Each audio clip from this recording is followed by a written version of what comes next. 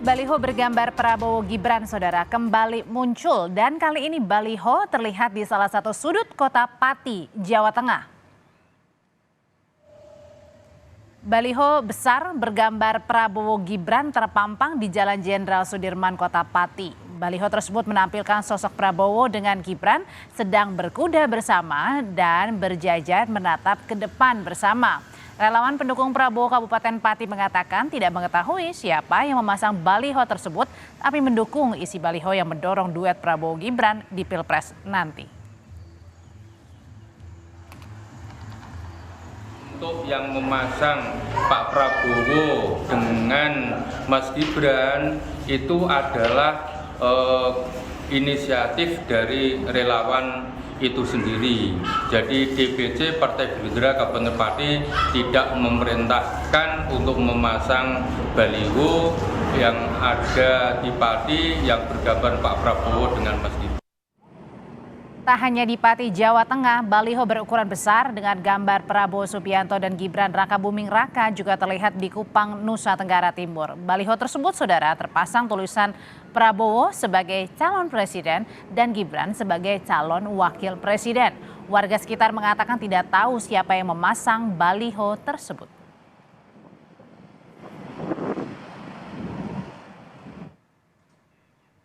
Beberapa waktu lalu Gibran pernah menyatakan pemasangan spanduk bergambar dirinya dan Prabowo seperti yang ada di Labuan Bajo tidak berizin. PDIP juga menyoroti maraknya baliho Prabowo Gibran di beberapa wilayah di Indonesia akhir-akhir ini sebagai upaya untuk memecah belah kader PDI Perjuangan. Ini dari atas sekarang kan bisa kelihatan kalau baliho dipasang di billboard itu kan ketahuan siapa yang memasang dan dari kelompok mana, dan itu biasanya ada ya satu upaya khusus untuk membuat framing tertentu atau untuk membuat membuat isu-isu baru lah gitu. Dan kalau saya lihat di sini masih dalam kerangka politik untuk memecah belah PDI Perjuangan gitu. Dan wacana Gibran Rakabuming Raka sebagai bacawa pres Prabowo masih terus bergulir. Terakhir nama Gibran disinggung Prabowo saat bertemu dengan Putri Presiden keempat Republik Indonesia Abdurrahman Wahid, Yeni Wahid. Prabowo setuju dengan cawapres yang masih berusia muda dan menyebut nama sejumlah politisi misalnya seperti Erick Thohir dan juga Gibran Rakabuming Raka. Cawapres yang dipilih bisa mewakili anak muda. Cocok nggak Mas Bowo? Cocok nggak Mas Bowo? Cocok. Iya. Kriteria dulu, perkara nanti garis tangannya siapa yang jadi itu lain urusan. Kriteria dulu bahwa harus mewakili anak muda. Gibran muda. Banyak yang muda. Kalian ada yang daftar? Oke. Terima kasih. Ridwan Kamil, oke. Pertanyaannya, siapa di balik aksi pasang baliho Prabowo Gibran dan apa tujuannya? Apa juga efek elektoral yang diharapkan dari pemasangan baliho ini? Bagaimana respon kader PDIP dengan pemasangan baliho? Kita akan mengulasnya sore ini bersama dengan Ketua Prabowo Mania Emmanuel Ebenezer. Ada juga politisi PDI Perjuangan yang juga Ketua Umum Ganjarian Spartan Guntur Romli dan pengamat politik yang juga Direktur Eksekutif Poltreking Hanta Yuda. Sore Bapak-Bapak. Selamat sore. Selamat sore. Assalamualaikum.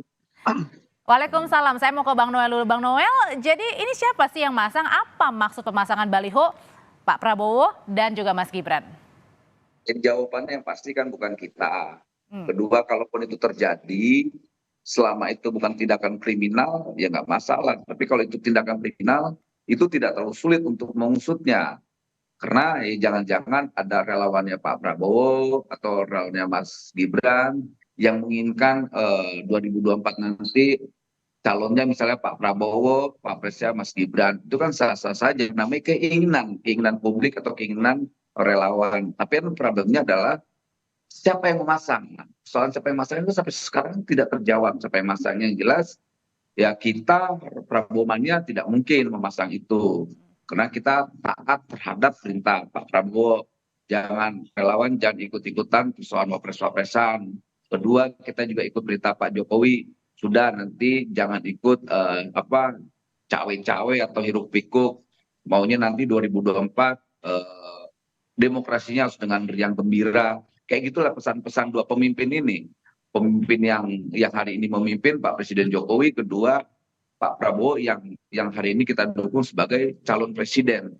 Apa benar Gitu. Bang Noel juga tidak tahu begitu? Karena kan kalau misalnya ini kan pasang baliho nggak main-main ya, ada biaya yang dikeluarkan. Sudah gitu ada beberapa dipasang di beberapa daerah lagi. Nah itu kan nggak terlalu sulit mappingnya, karena setiap billboard yang dipasang itu pasti ada anggarannya. Kedua, izinnya pasti ada juga. Tinggal dicek aja. Cek yang punya billboard itu siapa nih gitu. Itu nggak terlalu susah nge-trackingnya. Karena itu kan pasti berbayar. Yang jelas kalau saya yang masang itu nggak mungkin. Gitu loh. Oke. Itu yang pasti Mbak. Oke, saya kalau gitu mau nanya ke Mas Guntur deh. Mas Guntur, kalau yang dilihat ini kan bukan pemasangan pertama kali nih, sudah beberapa kali di beberapa tempat. Apa sih yang ingin dicari begitu dari pemasangan baliho Pak Prabowo dan juga Mas Gibran? Ya, ada dua hal yang ingin saya sampaikan. Pertama adalah yang memasang baliho itu pastilah dari tim atau kelompok atau pendukungnya Pak Prabowo, bukan dari Mas Gibran. Karena Mas Gibran sudah menegaskan bahwa pemasangan fotonya yang waktu itu di NTT itu dicatut tanpa izin dari beliau. Jadi tidak mungkin dari pihak Mas Gibran atau dari relawan Mas Gibran. Itu pastilah dari pendukung atau dari timnya Pak Prabowo. Kalau kita lihat misalnya pemasangan foto Pak Prabowo dengan Pak Jokowi yang ada di Jakarta, pengalaman saya lihat itu, yang di daerah Mampang itu sebelumnya itu adalah foto dari caleg Gerindra, kemudian diganti dengan fotonya Pak Jokowi dengan Pak Prabowo. Itu yang pertama. Kemudian yang kedua, pemasangan dan pencatutan nama Mas Gibran yang sampai sekarang itu adalah kader PDI Perjuangan merupakan sikap dari kepanikan dari pihak Pak Prabowo terkait dengan reboundnya Ganjar Pranowo dalam beberapa survei terakhir ini. Nah, karena panik kemudian berusaha untuk mencatut identitas Pak Jokowi, baik fotonya Pak Jokowi dan juga sekarang fotonya Mas Gibran. Padahal itu tidak ada izin dari Mas Gibran sendiri. Jadi ini merupakan bentuk dari kepanikan sendiri. Dan saya kira masyarakat itu sudah jenuh atau ya mohon maaf, ya muak lah dengan pemanfaatan Pak Prabowo terhadap identitas Pak Jokowi dan Mas Gibran, dan masyarakat sudah paham Pak Jokowi itu PDIP, Mas Ganjar itu PDIP, Mas Gibran itu PDIP juga. Jadi janganlah mencatut, janganlah memakai simbol-simbol kader partai lain untuk dimanfaatkan kepentingan partai yang berbeda. Demikian. Oke, kalau gitu sekarang saya tanyakan ke Bang Noel. Bang Noel, betul ada keresahan, ada kepanikan dari teman-teman Gerindra dan juga pendukung dari Pak Prabowo sendiri, begitu makanya ada terpasang baliho di beberapa tempat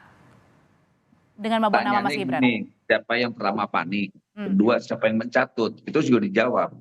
Kalau soal panik, nggak ada yang panik kita. Kita mah santai-santai dia. Tapi kan Mas Gibran ini kan kader PDIP yang seharusnya sudah tahu kan? Ya ini loh, kan tadi ada tuduhan yang disampaikan sekawan saya nih, Guntur Romli. Itu yang pasti bukan relawannya Gibran, ya pasti itu relawannya Pak Prabowo. Siapa relawannya Pak Prabowo? Kemudian ada masyarakat yang ingin ada pasangan ini, apakah kita bisa salahkan?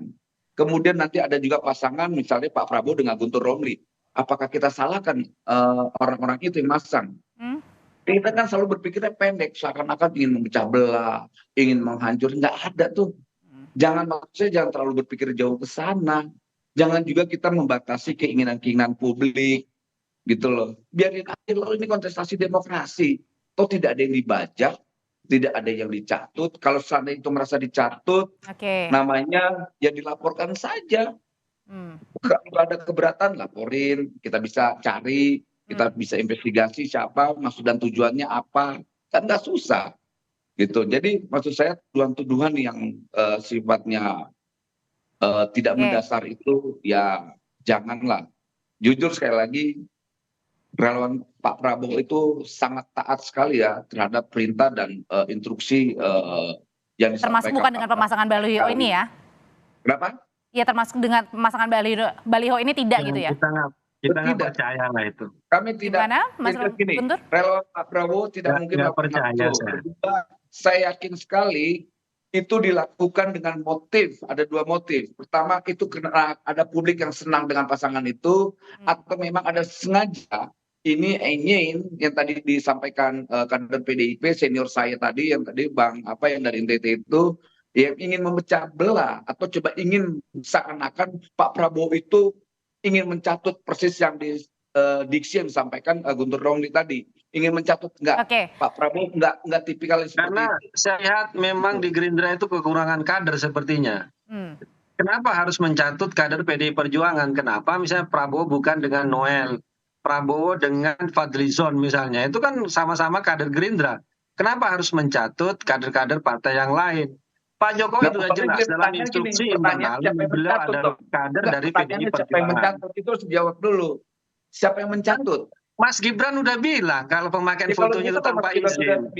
Tanya lagi Mas Gibran dong. Mas Gibran keberatan, laporin dong. Jangan semuanya dilaporin. Itu jebakan Batman juga. Tahan dulu Bapak-bapak, kalau gitu saya yang itu bentuk kriminal. Oke, saya di tengah, kalau gitu kita akan tanyakan kepada Mas Hanta deh yang di tengah-tengah ya. Mas Hanta, ini sebenarnya tujuannya apa sih dengan pemasangan baliho di beberapa tempat membawa nama Mas Gibran juga yang sebenarnya sudah tahu ini adalah kader PDIP? Siapa yang paling diuntungkan?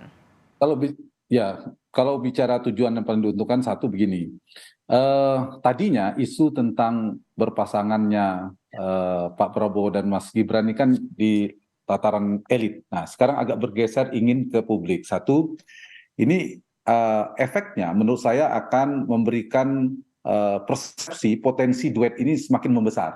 Itu yang dicari, tujuannya kan tanyaan tadi. Yang kedua, ini juga ingin mengkonfirmasi bahwa dukungan Pak Jokowi kepada Pak Prabowo itu valid. Tujuannya itu, semakin menguatlah dukungan itu. Yang ketiga, saya kira ini dalam rangka untuk mencari perhatian publik dan sekaligus semacam testing the water ya, mengukur tingkat akseptabilitas, bagaimana respon publik dan seterusnya. Meskipun belum pasti ya, meskipun ada peluang, katakanlah Mahkamah Konstitusi memenangkan gugatan tentang persyaratan batas usia. Nah, itu bisa. Tapi kan belum otomatis Mas Gibran akan maju. Pasti dikalkulasi juga kalaupun ada potensinya, kemungkinan menangnya dan seterusnya. Jadi saya kira dua itu ya. Sekarang ada pergeseran yang tadinya lebih ke elit, sekarang bergeser ke publik tentang bergabungnya ini. Nah, yang kedua saya ingin menjawab pertanyaan mana yang lebih diuntungkan. Pertanyaannya begini, mengapa Gibran, sestrategis apa sih Gibran? Ya pertama menurut saya karena Mas Gibran ini merepresentasikan paling kuat figur Pak Jokowi. Selain kita punya catatan, misalnya Mas Gibran ada wali kota Solo, tempat di mana Pak Jokowi pertama berkarir sebelum menjadi gubernur DKI, kemudian jadi Presiden Republik Indonesia. Yang kedua, basis beliau cukup kuat di Jawa Tengah bersama Mas Ganjar, kalau tujuan ingin memecah kekuatan Mas Ganjar, misalnya dari si Pak Prabowo. Kemudian yang selanjutnya dia merepresentasikan anak muda, basis milenial juga ada dari Gibran yang menariknya. Nah, cuma begini, menurut saya bukan sekedar Mas Gibrannya, yang menarik adalah ini soal berebut efek Jokowi. Jokowi efek ini yang menarik. Jadi artinya masih mau terus menarik lingkaran Pak Jokowi untuk tetap bersama Pak Prabowo ya? Iya, mengapa Pak Jokowi dianggap penting dalam kontestasi elektoral? Satu, karena approval rating, tingkat kepuasan Pak Jokowi kan tinggi. Kalau misalnya di bawah 60% mungkin tidak seperti ini, karena magnetnya cukup kuat. Kisarannya di atas 75%, ada yang 80% beberapa lembaga survei. Itu membuat seksi dan strategis. Yang kedua, kita tahu Pak Jokowi juga punya mesin politik yang strategis ya, non partai dari beberapa jaringan relawan, termasuk Mas Noel dan sebagainya ya. Ada yang ke Pak Prabowo, ada ke Mas Ganjar dan seterusnya. Ini juga strategis dari sisi Pak Jokowi. Dan jangan lupa yang ketiga adalah Pak Jokowi seorang presiden, panglima tertinggi yang mengendalikan fitur-fitur kekuasaan di saat Pilpres berlangsung 14 Februari mendatang. Artinya Pak Jokowi punya pengaruh kekuasaan secara langsung maupun tidak langsung. Oleh karena itulah Pak Jokowi menjadi penting bagi semua siapapun berkontestasi. Apakah kubu Pak Prabowo, kubu Mas Ganjar, apalagi satu partai, Pak Prabowo dianggap dan persepsi cukup dekat sama-sama di kabinet. Kemudian bahkan mungkin dari kelompoknya Pak Anies. Nah, problemnya adalah ada dua. Pak Jokowi secara konstitusi kan tidak bisa maju lagi. Yang kedua, beliau juga tidak elok, tidak etis memberikan dukungan terbuka. Nah, karena itu yang bisa dilakukan, yang dicari adalah bagaimana mencari sosok yang terrepresentasi kuat dari Pak Jokowi. Ya jawabannya Mas Gibran. Dan potensi Mas Gibran ini yang paling kuat sekarang kalau ke Mas Ganjar satu partai orang akan berpikir, dan saya kira penting bagi misalnya Pak Prabowo ingin mendapatkan basis-basis dari Pak Jokowi. Jadi itu tujuan dan ininya. Gitu. Saya setuju. Saya setuju dengan komentar Mas Hanta Yuda bahwa Mas Gibran itu representasi dari identitas Pak Jokowi, kemudian juga soal wali kota Solo, kemudian juga jaringan anak muda.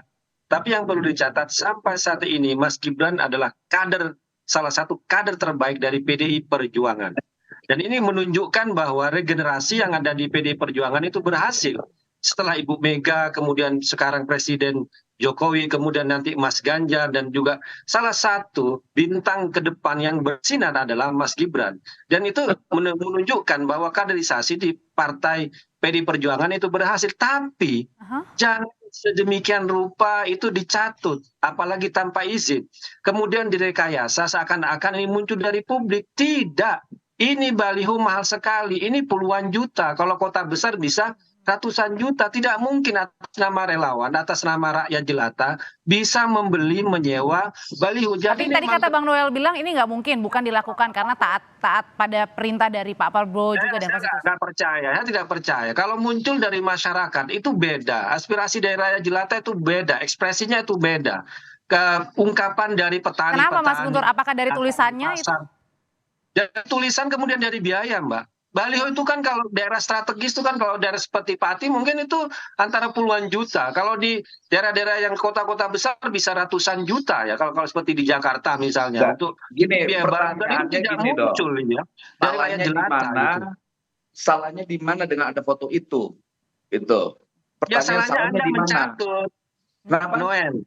Oke, apakah benar Bang Noel kalau gitu yang dikatakan salah satu tadi tujuannya dari Mas Hanta bilang, Bang Noel adalah karena ingin tetap menarik Jokowi's effect atau efek Pak Jokowi?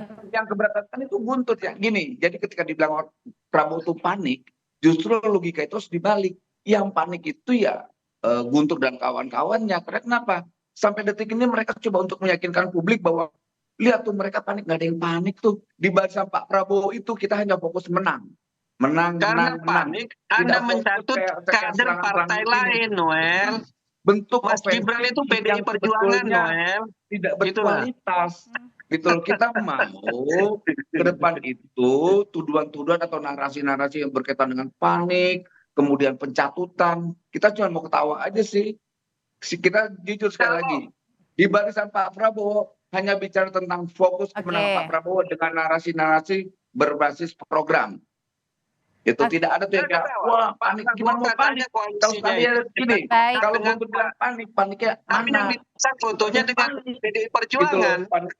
Kalau gitu sekarang tahan dulu Bang Noel, Mas Guntur, saya nanya ke Mas Hanta dulu. Kalau gitu Mas Hanta, sebenarnya kan pemasangan nama dari Mas Gibran ini tulisannya adalah cawapres ya. Padahal kan kita aja belum tahu kan siapa cawapres yang pasti, kemudian usianya berapa, nanti batasan minimalnya di MK.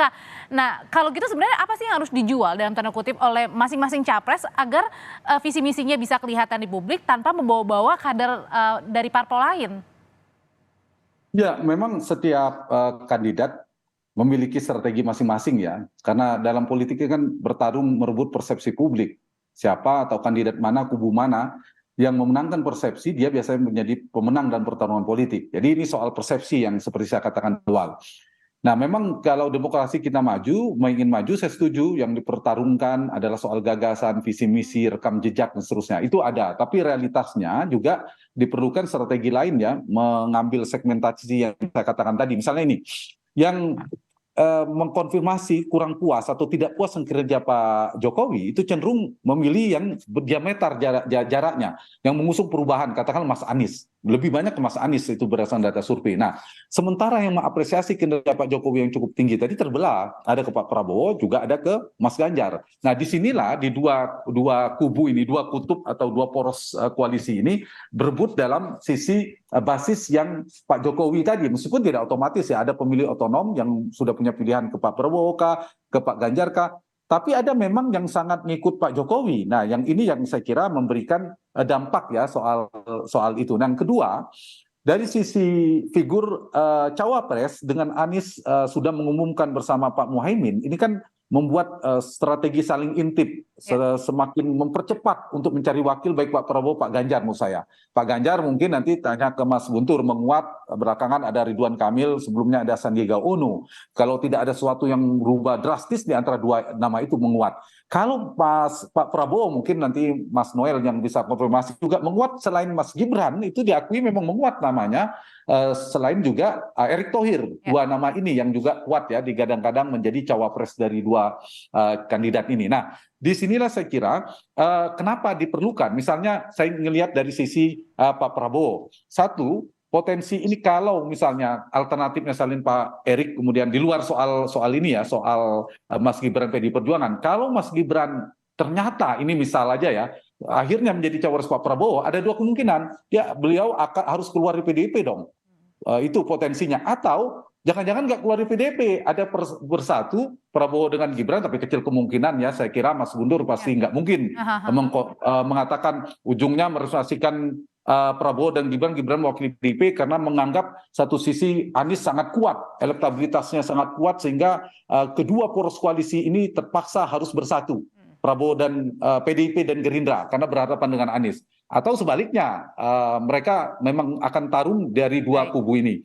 Jadi poin saya satu, memang satu itu mencari cawapres yang kuat ya, yang kompatibel, yang memiliki daya dongkrak, yang bisa mendukung capres. Yang kedua, kalau misalnya Gibran diambil, ini bisa memperkuat basis di Jawa Tengah ya, yang misalnya kita bayangkan begini, Pak Ganjar mengambil Ridwan Kamil di Jawa Barat, dan kita tahu itu Jawa Barat kan basis Pak Prabowo. Nah, misalnya itu disilang, Jawa Tengah mau dipecah juga, mengambil basis di Jawa Tengah. Itu mungkin dari sisi strateginya, terlepas ini jadi atau tidak ya kalau saya membacanya. Dan satu lagi, kompetisi sengit akan terjadi di Jawa Tengah, selain Jawa Barat. Itu misal seandainya benar-benar maju. Tapi kalau kita mundur hari ini, belum. Realitasnya MK belum, dan kalaupun MK memenangkan juga belum otomatis. Dan realitas hari ini betul, Mas Gibran masih di dalam PDI Perjuangan. Gitu. Ya, Mas Guntur silakan, singkat. PDI Perjuangan tetap solid dalam pencapresan Mas Ganjar. Itu dibuktikan dengan apel siaga 33.000 kader PDI Perjuangan di Jawa Tengah yang dipimpin oleh Mbak Puan dan juga dihadiri oleh Mas Gibran. Dan Mas Gibran juga solid mendukung pencapresan Mas Ganjar. Jadi tidak ada kemungkinan kalau ada semacam evaluasi terhadap pencapresan Mas Ganjar atau pemilihan terhadap Mas Gibran. Jadi tetap solid. Jadi pencatutan untuk Mas Gibran itu bagian dari kepanikan kubunya Pak Prabowo. Kalau gitu sekarang saya beri kesempatan dengan koalisinya ya, pilihlah dari orang Golkar, pilihlah dari orang PAN, dari koalisi maksudnya kader sendiri. Baik, begitu. Bang Noel singkat.